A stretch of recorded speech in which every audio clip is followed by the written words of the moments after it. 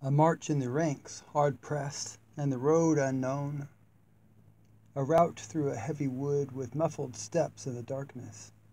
Our army foiled with loss severe, and the sudden sullen remnant retreating. Till after midnight glimmer upon us the lights of a dim-lighted building.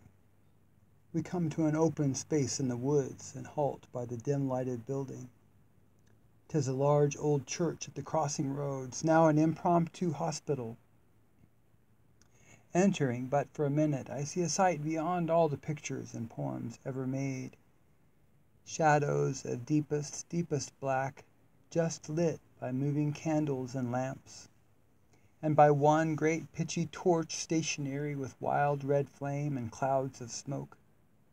By these crowds, groups of forms, vaguely I see on the floor, some in the pews laid down. At my feet more distinctly a soldier, a mere lad, in danger of bleeding to death. He is shot in the abdomen.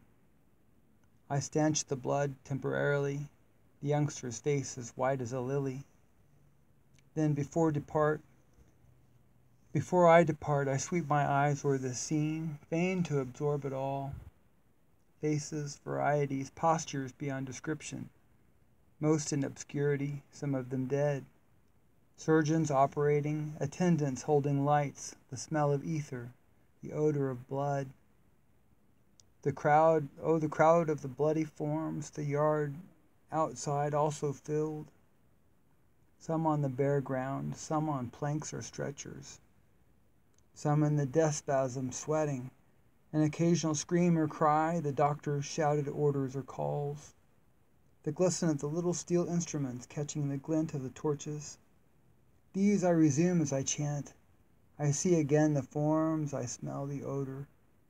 Then hear outside the orders given, "Fall in, my men, fall in!"